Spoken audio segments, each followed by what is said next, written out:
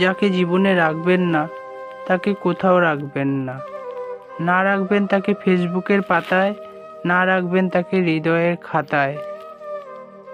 কখনো কখনো কাউকে জীবনে রাখার চেয়েও নিজের ভালো থাকাটা বড্ড জরুরি হয়ে ওঠে। ঠিক সময়ে ঠিক ডিসিশনটা নিজেকেই নিতে হয়।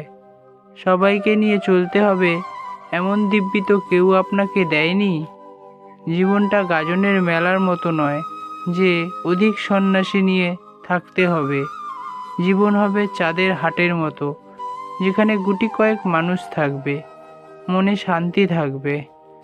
মনের শান্তিটাই তো আসল। যেখানে মনের শান্তি নেই সেখানে দাঁড়ানোর অভ্যেস করতে নেই।